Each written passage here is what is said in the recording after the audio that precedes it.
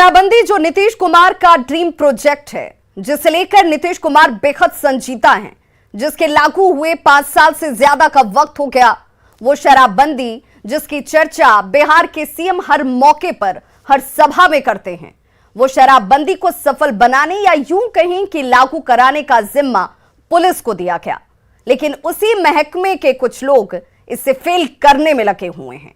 हम ऐसा क्यों कह रहे हैं वो भी आपको जानना जरूरी है, क्योंकि अमूमन हर रोज शराब की खेप का मिलना, जहरीली शराब से मौत के बाद चित्कार, परिजनों का पुलिस पर संरक्षण का आरोप और कार्रवाई के नाम पर खानापूर्ति लोगों को सोचने पर विवश कर देती है।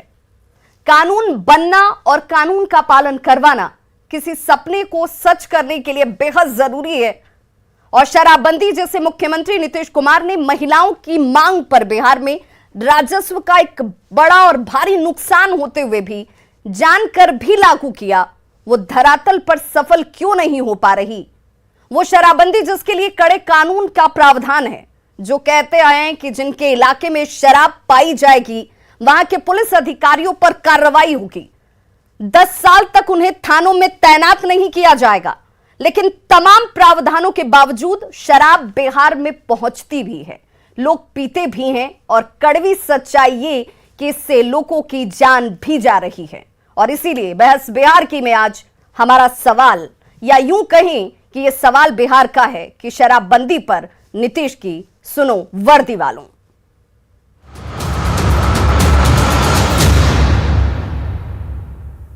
तो अपनी चर्चा की शुरुआत करूं, गेस्ट पैनलिस्ट का तारुफ कराऊं, उससे पहले मुख्यमंत्री नीतीश कुमार का वो बयान सुनना जरूरी है जो कल उन्होंने राजगीर में दिया, और उन्होंने कहा कि 3 महीने इसे लेकर बेहतर काम किए गए, लेकिन अब एक बार फिर से इसे लेकर संजीदा होने की जरूरत है। जरा वो बयान सुनिए। 2015 में महिलाओं की मांग पर हम लोगों ने घोषित किया कि शराबबंदी लागू होगा, और शराबबंदी लागू किया 2016 में।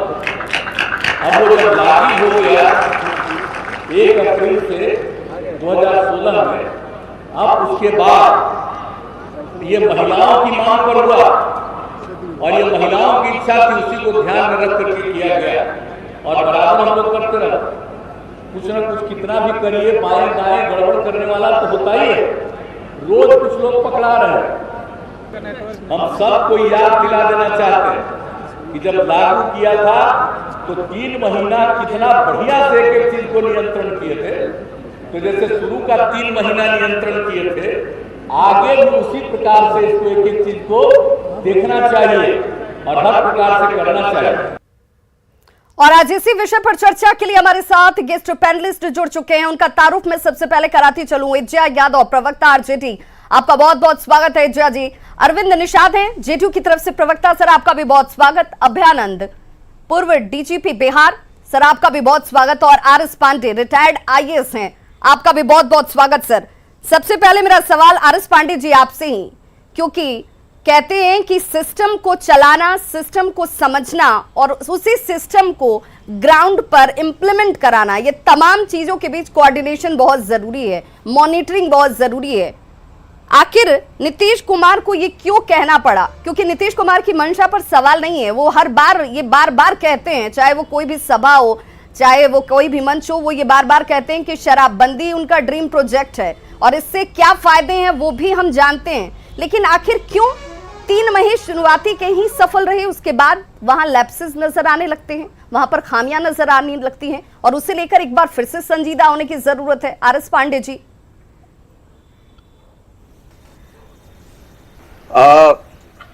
मनसा तो बड़ी अच्छी है, और शराब पीना कतई अच्छी चीज नहीं है कई दृष्टिकोण से, लेकिन कहीं एक उदाहरण बता दीजिए दुनिया में जहां शराबबंदी जैसा कानून सफल हुआ हो। 100 साल पहले अमेरिका में संविधान में परिवर्तन करके टोटल प्रोहिबिशन लागू किया गया, कुछ वर्ष चले, 2020 से 1920 से 1933 तक। उसके बाद फिर संविधान में परिवर्तन करके शराबबंदी को हटा दिया गया। तो यहाँ भी जो 5 साल पहले चला, अच्छा चला। माननीय मुख्यमंत्री जी की मंशा बिल्कुल सही थी और ये अगर हट जाए तो बड़ी अच्छी बात है। लेकिन जो लोग प्रशासन चलाते हैं, जो लोग समाज में रहते हैं, वो जानते हैं कि कितना सफल हुआ है ये। जहां खोजिए मिल जाता है, अधिक दामों पर मिलता है। ये बात जरूर है कि कुछ कमी कुछ क्षेत्रों में आई है। वहां महिलाओं की जो पिटाई मर्द लोग शराब पी के करते थे उसमें जरूर कमी आई है, लेकिन कई लोगों की रोजी रोटी चली गई। जो रिहेबिलिटेशन की बात कही गई थी, वो क्या उसका ऑल्टरनेटिव कुछ मिला जो लोग शराब बनाते थे उन लोगों को? तो इस तरह का जो सोशल लेजिस्लेशन है ये सफल हो नहीं सकता, चाहे जितनी भी मंशा अच्छी हो। भारत में भी कई अन्य राज्य हैं, कई जगह प्रयोग किए गए, गुजरात में प्रयोग है भी, लेकिन जाके देख लीजिए वहां क्या हो रहा है। बिहार में काफी सख्ती है और हर तरह का शराब बनाने से, लाने से, पीने पर हर तरह का प्रतिबंध है। और जब शराब का ये कानून बना तो ये ड्रैकोनियन कानून जैसा, जैसे प्रावधान थे वैसे तो कहीं नहीं, लेकिन फिर भी ये अभी सफल नहीं है। जो लोग समाज में रहते हैं वो देखते हैं सफल हो ही नहीं सकता।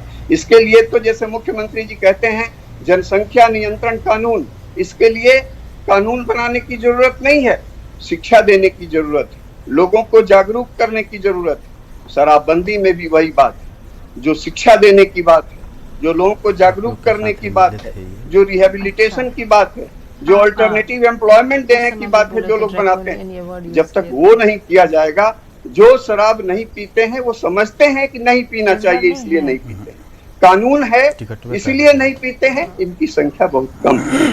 तो इस तरह का कानून चाहे जितनी भी सख्ती कर ली जाए, कुछ दिनों चलेगा, मॉनिटरिंग कीजिएगा, कुछ दिनों चलेगा, लेकिन बाद में फिर पुनर्मूसिको भव की स्थिति हो जाएगी। सवाल यही है सर कि वो सिस्टम, वो व्यवस्था जिसे बनाया गया एक चेन के तौर पर काम करने के लिए, जो ये देखेगी, सुनिश्चित करेगी कि इस तरह का कोई काम ना हो, इसकी संख्या को कम किया जा सके, इसके मामलों को कम किया जा सके, वहां से भी खामियां निकलकर सामने आती हैं, तो फिर वैसे पुलिस वालों पर कार्रवाई क्यों ना हो, वक्त पर क्यों ना हो? क्योंकि वक्त पर भी कार्रवाई होना बेहद जरूरी है। अभयानंद, पूर्व डीजीपी हमारे साथ जुड़े हुए हैं। सर, आपके अगर मैं एक बयान को कोट करूं तो आपने बार बार कहा है कि शराबबंदी की आपने इसे नाकामी के तौर पर गिनाया था। आपने कहा था कि ये नाकाम रहा है क्योंकि इसके पीछे की एक बड़ी वजह पैसे को आप देखते हैं कि पैसे की वजह से अमीर और ज्यादा अमीर हो गए, इस व्यवसाय से जुड़े या जिसने इसे व्यवसाय बना वो और ज्यादा अमीर हो गया, लेकिन इसके पीछे गरीब कमजोर तबके के लोग जो हैं वो सजा पा रहे हैं या वो फंस जा रहे हैं। लेकिन क्या सिर्फ यही एक वजह है जिस वजह से ये इम्प्लीमेंटेशन नहीं हो पा रही है, या लैप्सेस अंदर से ही नजर आते हैं?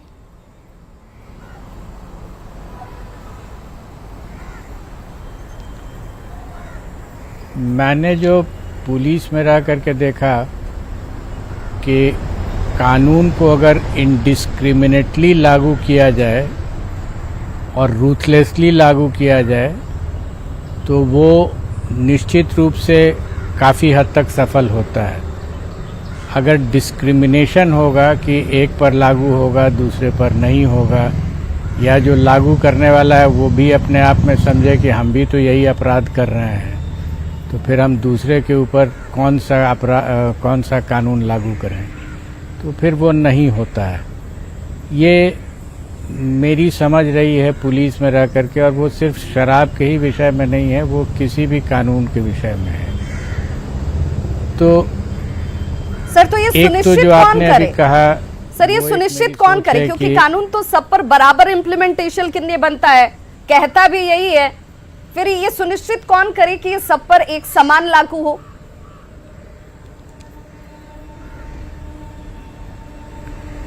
सुनिश्चित तो ऑब्वियसली जो टॉप ब्रैकेट होता है पुलिस का, और जो जैसे होम डिपार्टमेंट है उनके जो टॉप ऑफिसर्स होते हैं, और जो होम मिनिस्टर या चीफ मिनिस्टर हैं उनको सुनिश्चित करना होगा। पूरी व्यवस्था को चलाने का तो दायित्व तो उनके ही ऊपर है। उनको देखना होगा कि कोई ऑफिसर जिसको इम्प्लीमेंट करना है वो इनडिस्क्रिमिनेटली तो नहीं डिस्क्रिमिनेट तो नहीं कर रहा है, और अगर डिस्क्रिमिनेट कर रहा है तो इतनी कड़ी सज़ा मिले कि वो एग्जेम्पलरी हो जाए फॉर अदर्स। ये छोटे मोटे सस्पेंशन और लाइन हाजिर और एक छोटा सा प्रोसीडिंग जो बाद में ख़त्म हो जाता है, इस तरह की कार्रवाई से कोई फ़ायदा नहीं होता है। उससे जैसे हुआ कि 10 साल के लिए आपको थाने में नहीं पोस्ट किया जाएगा, तो आप कितने लोगों को थाने में नहीं पोस्ट करेंगे। एग्जेम्पलरी होता है, पनिशमेंट का एक मकसद ही होता है एग्जेम्पलरी। बिल्कुल। जो दूसरे देखें वो समझें और डरें वो कि अगर हम ऐसा करेंगे तो हमको डिसमिसल की भी सज़ा हो जाएगी। ये नहीं हो रहा है। बिल्कुल, ये खामी है और इस खामी को दूर करने की जरूरत है उन पुलिस वालों के ऊपर जिनके ऊपर ये जिम्मेदारी है। देखिए, हर एक चेन, हर एक व्यवस्था जो है, अगर अपना दायित्व सही से निभाती तो शायद केसेस खत्म ना भले किए जा सकते हो, लेकिन कम जरूर किए जा सकते थे। कोई बेगुनाह इसमें नहीं फंसता, किसी की बेवजह जान नहीं जाती। ये तमाम सवाल जरूर खड़े होते हैं। अरविंद निषाद जी, मैं आपसे जानना चाहूंगी, जानकारी आपको भी होगी, हाजीपुर में 5 लोगों की कथित तौर पर जहरीली शराब पीने की वजह से जान चली जाती है। मेरा सवाल आपसे ये कि ये हाजीपुर में पहली कोई घटना नहीं हुई है, इससे पहले तमाम ऐसी घटनाओं का जिक्र सामने नजर आता है। एग्जाम्पल के तौर पर जिसमें गोपालगंज का जिक्र कर लीजिए, बेतिया का जिक्र कर लीजिए, मुंगेर का जिक्र कर लीजिए, बेगूसराय का जिक्र कर लीजिए। आंकड़ों पे मैं नहीं जाऊंगी। मैं आपसे ये जानना चाहती हूं कि क्या जिस सिस्टम की बात आप करते हैं, जिसके भरोसे ये सफल होगी, वो सिस्टम पर मॉनिटरिंग नजर आती है क्या? गांव में अगर शराब बन रही है, बिक रही है और उसे पीने के बाद लोगों की मौत हो जा रही है, जो परिजन कहते हैं कि वो जहरीली थी और इसीलिए जान चली गई, तो फिर कार्रवाई करने में वक्त क्यों और कार्रवाई सिर्फ अदनों पर क्यों?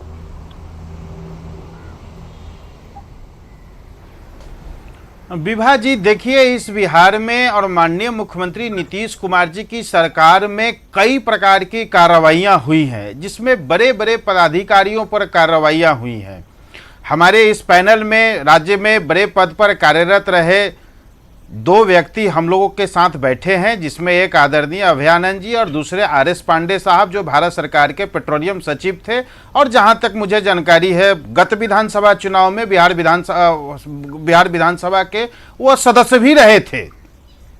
इसी बिहार में IAS अधिकारी शिवशंकर वर्मा के आवास पर छापेमारी की गई, उनकी अवैध संपत्ति को जब्त किया गया। इसी राज्य में नारायण मिश्रा DGP के आवास में सरकारी विद्यालय खोले गए। इसी राज्य में मधेपुरा के जिलाधिकारी को घूसखोरी के आरोप में गांधी सेतु जेल पर उनको नगद राशि के साथ गिरफ्तार किया गया। बड़े बड़े लोगों को गिरफ्तारियां की गई है इस राज्य में, और साथ ही शराबबंदी के कानून में भी पुलिस प्रशासन में बैठे लोग, जो बड़े ओहदे वाले लोग थे, उन पर भी कार्रवाई है। मैं आंकड़े के साथ मैं बताना चाहता हूं, 619 पुलिसकर्मियों पर विभागीय कार्रवाई हुई और 60 पुलिसकर्मी थाना प्रभारी के पद से वो हटाए गए। भविष्य में कभी उनको थाना प्रभारी के पद पर उनको सुशोभित नहीं किया जाएगा, सरकार ने ऐसी व्यवस्था की। साथ ही 384 कर्मचारियों पर विभागीय कार्रवाई हुई, जो सरकारी पदाधिकारी थे, जो शराब के धंधे में किसी प्रकार से पाए गए। माफी के साथ आपको टोक रही हूँ, मैं आपसे एक बात समझना चाहती हूँ। इस लिहाज से ये बात जरूरी हो जाती है, आप जिन आंकड़ों का जिक्र कर रहे हैं, जिस डेटा को आप बता रहे हैं, वो डेटा अपने स्तर पर पुख्ता होंगी, उसको लेकर सवाल नहीं है। लेकिन मेरा आपसे ये जानना है कि क्यों मुख्यमंत्री नीतीश कुमार को, जब कल राजगीर में वो मौजूद थे, तो उन्होंने खुद कहा कि देखिए 5 साल से ज्यादा का वक्त हो गया ना यहां पर बिहार में पूर्ण रूप से शराबबंदी को लागू किए हुए। उन्होंने खुद जब ये कहा कि शुरुआती 3 महीने में बेहतर काम हुए, यानी इस बात को तो मानकर चला जाए कि उस 3 महीने में लोगों पर, उस व्यवसाय से जुड़े, जो अवैध तरीके से जुड़े हुए लोग थे, जो इससे अपने व्यापार को जोड़कर देख रहे थे, उन सभी लोगों पर लगाम लगी हुई थी और मामले भी नहीं आ रहे थे। फिर आखिर उसके बाद कहां पर कमी रह गई, किन लोगों ने वहां पर ढिलाई बरती? विभा जी, मुख्यमंत्री जी का आशय यह था, इस कल के परेड में, कल के दारोगा के परेड में, सलामी परेड में मुख्यमंत्री जी ने 615 जो महिला चयनित दरोगा हुई हैं और महिलाओं के मांग पर शराबबंदी हुआ, तो महिलाओं से उन्होंने आग्रह किया कि अब आपके ऊपर विशेष जिम्मेवारी बनती है। हमने महिलाओं के डिमांड पर, मांग पर 2016 से राज्य में शराबबंदी अब तक जारी रखा है। अब इसको आगे बढ़ाना आपका दायित्व है, आपका कर्म है, आपका काम है। वो उनके बीच में इस बात के लिए आह्वान कर रहे थे कि कैसे आप सेवा में जाने के बाद हमारा जो यह ड्रीम प्रोजेक्ट है शराबबंदी, जिससे शराबबंदी से समाज में कई कुरीतियों को हमने समाप्त किया है, कमजोर वर्ग के लोगों को कई प्रकार का राहत मिला है। उनके पारिवारिक जो झगड़े हुआ करते थे, 500 रुपया कमा करके लाते थे जिसमें से 200-250 वो शराब पीने में नष्ट कर देते थे। ऐसे लोगों के आजीविका में बहुत बड़ा बदलाव आया है, उनके रहन सहन में बदलाव आया है, उनकी आर्थिक हैसियत बढ़ी है। जान चली जाती है, उन्हें कैसे जस्टिफाई किया जाएगा? ये सब कुछ किया जा रहा है, कड़े कानून है, प्रावधान है, कार्रवाई की जा रही है, जो लोग संलिप्त होते हैं देखिए मैडम, उन पर भी कार्रवाई हो रही है। लेकिन मैडम 10 सेकंड और दूंगा, मैडम 10 सेकंड और दूंगा, निषाद जी, मैडम 10 सेकंड और दूंगा, यादव का रुक करना चाहूंगी, मैं 10 सेकंड और लूंगा, अरविंद निषाद जी मैं अब तक आऊंगी। नहीं 10 सेकंड और लूंगा, 10 सेकंड मैडम, 10 सेकंड और लूंगा। अंग्रेजों ने बहुत साइंटिफिक तरीके से आईपीसी का गठन किया था। यह मान करके बनाया था कि समाज में चोरी, अपहरण, लूट, हत्या, बलात्कार इत्यादि की घटनाएं घटित होगी, इसलिए उस पर कैसे लगाम लगाया जाए और इस घटना में शामिल अपराधियों पर कैसे कार्रवाई की जाए, इसके लिए व्यवस्था बनाई गई, पुलिस बनाए गए, थाना बनाए गए, न्यायालय बनाए गए। तो ऐसा क्या कि सरकार इसके लिए कानून बनाने का काम छोड़ दे, सरकार जागरूकता चलाने का काम छोड़ दे, सरकार अपने स्तर से कोई अच्छी कार्रवाई करना छोड़ दे। अगर गांव में, तबकों में, देहात में जहां पर लोग ये कहते हैं कि सब कुछ खुलेआम बिक रहा है, लोगों को पीने की वजह से बीमार होकर या फिर मौत उनकी हो रही है, इसीलिए आईपीसी के तो मैंने उदाहरण दिया कि क्या आज अपहरण, हत्या, बलात्कार, लूट क्या बंद हो गए? क्या देश में और दुनिया में, क्या देश और दुनिया में अपहरण, हत्या, लूट, बलात्कार, छिनतई बंद हो गए? लेकिन उसको जस्टिफाई भी नहीं किया जा सकता है ना, जस्टिफाई भी किया जा रहा है। एजे यादव जी का मैं रुक करना चाहूंगी। एजे जी, आप काफी देर से तमाम बातों को सुन भी रही हैं, मैं आपसे ही जानना चाहूंगी, कल के बयान को आपने भी सुना होगा, नीतीश कुमार ने कहा कि शुरुआती जो वक्त 3 महीने का था वो बहुत बेहतर काम हुआ। अब इसको किसी और आशय से तो देखने की जरूरत है नहीं, सब कुछ साफ है कि वो चाहते हैं कि चूंकि उनका ड्रीम प्रोजेक्ट है, और किसी भी इंसान का कोई ड्रीम प्रोजेक्ट हो तो उससे लेकर वो बहुत साफ गोई बरतता है। वो ये चाहता है कि हर हाल में, हर सूरत में, हर परिस्थिति में वो सफल होना चाहिए। नियम कानून सरकार कोई भी बने, कोई भी वहां पर मौजूद हो, वो इसी उद्देश्य से बनाती है, लेकिन उसके इम्प्लीमेंटेशन के लिए चेन है। वो चेन क्या आपको लगता है कि बिहार में काम नहीं कर रही? उस चेन में खामियां बहुत हैं, उस चेन में काम करने वाले लोगों को ज्यादा गंभीर होने की जरूरत है, ये कमी यहां पर नजर आती है।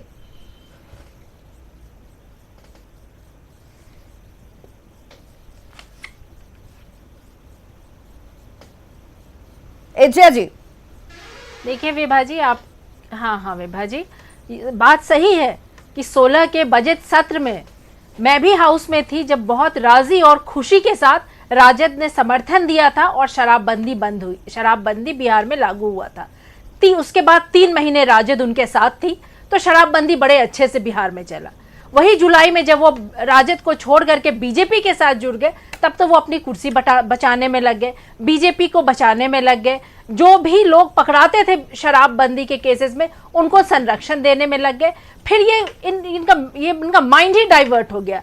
आज भी अगर आप देखें तो बॉर्डर से शराब अंदर आ रहा है, ट्रक का ट्रक पकड़ा जा रहा है। अगर आप देखें तो पिछले 1 साल में 1 करोड़ लीटर से ऊपर शराबबंदी हुई है और आज शराब पकड़ाया गया है। और आज तो स्थिति यह है कि विपक्ष को छोड़ दीजिए, जो सत्ता में है, जो जदयू के विधायक हैं, जो बीजेपी के विधायक हैं, जो प्रशासन है, वो खुद कह रहे हैं कि बिहार में शराब सिर्फ बाहर ही से नहीं आ रहा है, जी जी, सस्ते आखिर में तरीके ये से शराब बनाया होना जा क्या रहा है, चाहिए? गली विपक्ष मोहल्ले है, में आपकी बनाया भी जा रहा उतनी है। ही जिम्मेदारी है। जब आप विपक्ष में बिहार की जनता का प्रतिनिधित्व करते हैं, होना क्या चाहिए? दो काम ऐसे जो जरूर इंप्लीमेंट करती सरकार तो और ज्यादा ये सफल होता और ज्यादा मजबूत होता हुआ नजर आता। दो काम ऐसे क्या होने चाहिए? देखिए, बिहार को ड्राई स्टेट नीतीश कुमार जी बनाना चाहे, हम लोग उनके साथ हैं। ये जितनी भी है, गुटखा हो, तंबाकू हो, भांग हो, नशे की जितनी भी चीजें हैं, सबसे बिहार को मुक्त कर दें।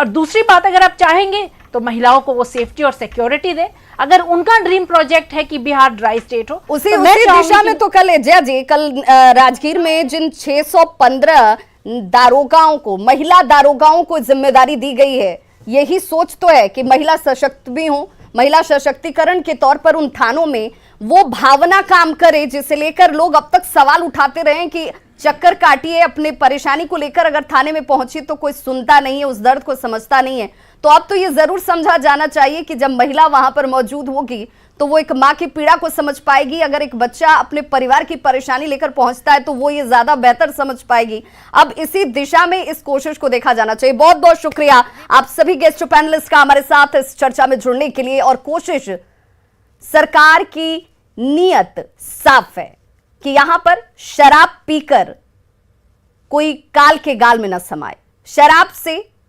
किसी राज्य का विकास अवरुद्ध न हो, और इसीलिए तमाम कानून और कड़े प्रावधान मौजूद हैं। लेकिन हम सबका यह दायित्व है कि हम इसे सफल बनाने में अपने अपने स्तर से भूमिका जरूर निभाएं। बहुत बहुत शुक्रिया आज की इस चर्चा में शामिल होने के लिए।